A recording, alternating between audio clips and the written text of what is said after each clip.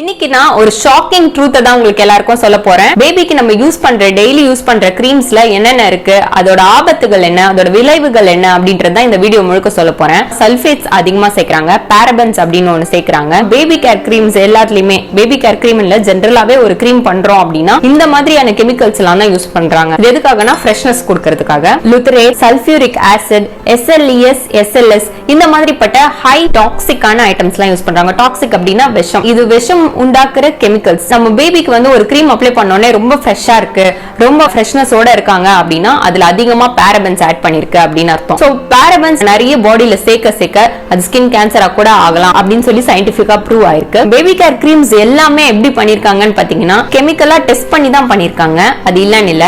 And dermatologist எல்லாருமே certification கொடுக்கறாங்க, clinically test and proven அப்படின்னு சொல்லி தான் விக்கிறாங்க. இது எப்படி டெஸ்ட் பண்றாங்க அப்படின்னு பாத்தீங்கன்னா அவங்க வந்து கெமிக்கல் டெஸ்ட் போட்டு தான் டெஸ்ட் பண்றாங்க. மெயினா ஒரு எலி மேலயோ இல்ல நாய் மேலயோ தடவி பார்த்து தான் இதை வந்து டெஸ்ட் பண்ணி ப்ரூவ் பண்றாங்க.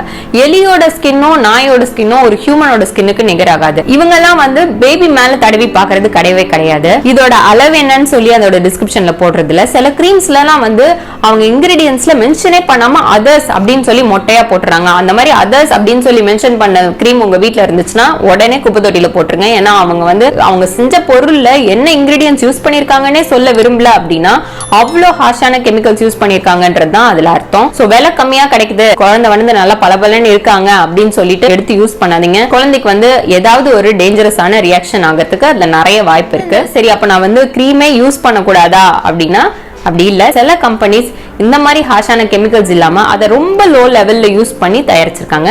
அதெல்லாம் என்னன்னு அப்படின்றதா நான் இந்த வீடியோல உங்களுக்கு சொல்ல போறேன். இது வரைக்கும் சேனல் சப்ஸ்கிரைப் பண்ணலனா மறக்காம சப்ஸ்கிரைப் பண்ணிக்கோங்க. பக்கத்துல இருக்க பெல் பட்டனை கிளிக் பண்ணுங்க, அப்பதான் நாங்க போடுற வீடியோஸ்லாம் ஒண்ணே வரும். சோ ஃபர்ஸ்ட் நான் சொல்ல போற கிரீம் பேர் என்னன்னு பாத்தீங்கன்னா ஹிமாலயன். பாரபன்ஸ் அந்த மாதிரி எல்லாம் எதுவுமே போடல, அவங்க ஆலோவேரா யூஸ் பண்ணி பண்ணிருக்கோம் அப்படின்னு சொல்லி அவங்க டிஸ்கிரிப்ஷன்லயே தெரிவிச்சிருக்காங்க. சோ நீங்களும் பயன்படுத்தி பார்க்கலாம். இதுவுமே ஒரு மாய்ஸ்சரைசிங் கிரீம் தான். கால் கடையில அவங்களோட ஃபோல்ஸ் கடையில எல்லாம் ரொம்ப ரஃபா இருக்குன்னு ஃபீல் பண்ணீங்க, ரொம்ப பேபிக்கு ட்ரை ஸ்கின்னா இருக்குன்னு ஃபீல் பண்ணீங்கன்னா நீங்க இந்த கிரீமை பயன்படுத்தலாம். அடுத்த ஸ்கின் கேர் கிரீம் என்னன்னு பாத்தீங்கன்னா aveeno பேபி கிரீம் அப்படின்றது தான். சோ இந்த aveenoல பாத்தீங்கன்னா pH லெவல் 5.5 அந்த மாதிரி தான் இருக்கு. சோ நீங்க வாங்க போற கிரீம்லயும் pH லெவல் 5.5 தான் இருக்கா அப்படின்னு சொல்லி பாத்துக்கோங்க. ஃபிராக்ரன்ஸ் இல்லாததா இருக்கணும், ஃபிராக்ரன்ஸ் ஃப்ரீயா இருக்கணும். ரொம்ப வாசனையா இருக்கு அப்படினாலுமே அதுல ஒரு விதமான டாக்ஸிக்கான கெமிக்கல் யூஸ் பண்ணிருப்பாங்க.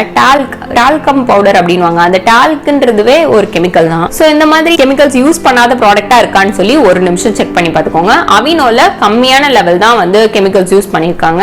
அது வந்து ஒரு மாய்ஸ்சரைசிங் கிரீம். பேபியோட ஏதாவது ஒரு ஏரியா ஹார்ஷா ரஃபா இருந்தா அந்த இடத்துல நம்ம அப்ளை பண்ணோம்னா கம்மியாகும். டெய்லி அதை யூஸ் பண்ணணும்னு கிடையாது, தேவைப்பட்டால் நீங்க வந்து aveeno யூஸ் பண்ணலாம். அடுத்ததா பார்க்க போற ஸ்கின் கேர் கிரீம் மாமா எர்த் வந்து நல்ல கிரீம் அப்படின்னு சொல்லிட்டு டாக்டர்ஸ் எல்லாமே வந்து பிரிஸ்கிரைப் பண்ணிருக்காங்க. மாமா எர்த் மத்த ஸ்கின் கேர் கிரீம்ஸ் கம்பேர் பண்ணும்போது ஓரளவுக்கு பிரைஸ் ஓகே தான். இதுலயும் வந்து pH லெவல் 5.5 தான் இருக்கு. அண்ட் இதுல வந்து பாரபன்ஸ் இல்ல, பாரபன்ஸ் ஃப்ரீ அப்படின்னு சொல்லி போட்டிருக்காங்க. அதனால உங்களுக்கு அவ்வளவு ஃப்ரெஷ்னஸ் தெரியாது. மாய்ஸ்சரைசிங் லெவல் ரொம்ப ரொம்ப சூப்பரா இருக்கு இந்த கிரீம்ல அப்படின்னு சொல்லி எல்லாரும் யூஸ் பண்ணவங்க எல்லாருமே சொல்லியிருக்காங்க. ஃபிராக்ரன்ஸ் கொஞ்சம் கம்மியா தான் இருக்கு. சோ அதனால உங்க பேபிக்கு ஓரளவுக்கு பெஸ்ட் தான். ஆனா டெய்லி யூஸ் பண்ணலாமான்னா நம்ம எந்த கிரீமுமே டெய்லி பயன்படுத்த வேண்டாம். அடுத்ததா நம்ம பார்க்க போறது என்னன்னு பாத்தீங்கன்னா செபாமெட் அப்படின்ற கிரீமும் வந்து டாக்டர்ஸ் பிரிஸ்கிரைப் பண்ற ஒரு லோஷன் தான். இதுவும் பேபிக்கு இது எல்லாமே வந்து பேபியோட ஸ்கின் ஒயிட் ஆகும் அப்படின்னு சொல்லி தான் வந்து சேல் பண்றாங்க. So baby skin whitening creams and baby skin moisturising creams தான் இது எல்லாமே. சோ இத வந்து நீங்க வந்து பயன்படுத்தலாம். உங்க பேபிக்கு வெளியே எங்கயாவது கூட்டிட்டு போறீங்க அப்படின்னா தயவு செஞ்சு ஸ்கின் கேர் கிரீம் அப்ளை பண்ணாதீங்க. லோஷன் வந்து நீங்க அப்ளை பண்ணிருந்தீங்கன்னா ரொம்ப டைட்டா கவர் பண்ணி பேபியை கொண்டு போங்க. ஏன்னா எந்த ஒரு லோஷனும் குழந்தை மேல படும்போது யூவி ரேடியேஷனை பயங்கரமா அப்சர்வ் பண்ணுது. சோ அப்சர்வ் பண்ணும்போது குழந்தைக்கு மேல வந்து ஒரு கருப்பு படலமா ஃபார்ம் ஆயிருது. அதனாலதான் எந்த கிரீம்ஸ் போட்டாலும் வெயில வந்து போக வேணாம்னு சொல்லுவாங்க. நெக்ஸ்ட் ரொம்ப டாப் மோஸ்ட்ல இருக்கிற கிரீம் என்னன்னு பாத்தீங்கன்னா cetaphil தான் வந்து இந்தியாலயும் சரி ஃபாரின் கண்ட்ரீஸ்லயுமே சரி cetaphil வந்து ஒரு நம்பர் 1 கிரீம் அப்படின்னு சொல்லிட்டு எல்லாருமே வந்து பிரிஸ்கிரைப் பண்ணிட்டு வராங்க. இந்த கிரீம்ல எதுவுமே டாக்ஸிக்கா யூஸ் பண்ணல அப்படின்னு சொல்லி தான் போட்டிருக்கு. பேபிஸ்க்கு ஜென்டிலான ஸ்கின்க்கு ரொம்ப யூஸ் பண்ற மாதிரியான ஸ்கின் கிரீம் அப்படின்னு சொல்லிட்டு டாக்டர்ஸ் பிரிஸ்கிரைப் பண்ணிருக்காங்க. நீங்க இதை எல்லாமே பயன்படுத்தலாம். பயன்படுத்துற அளவு நீங்க ரொம்ப கம்மி பண்ணிக்கணும்.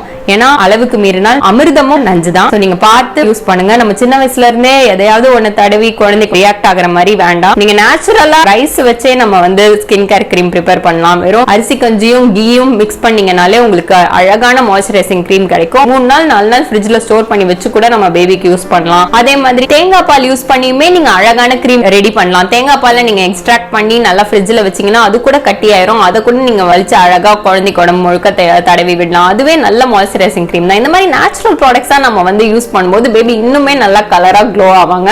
அதை விட்டு நம்ம ஏதாவது ஒரு கிரீமை நோக்கி போய் அது ஏதாவது ஒரு ரியாக்ஷன் ஆகி உங்களுக்கு இதே மாதிரி ஏதாவது ரிவ்யூஸ் வேணும், யூஸ்ஃபுல்லான டீடைல்ஸ் தெரிஞ்சுக்கணும் அப்படின்னா எனக்கு மறக்காம கமெண்ட் செக்ஷன்ல தெரியப்படுத்துங்க. கமெண்ட் செக்ஷன்ல சேனல் சப்ஸ்கிரைப் பண்ணுங்க, பக்கத்துல இருக்க பெல் பட்டனை கிளிக் பண்ணுங்க. அப்பதான் நாங்க போடுற வீடியோஸ்லாம் உங்களுக்கு உடனே வரும்.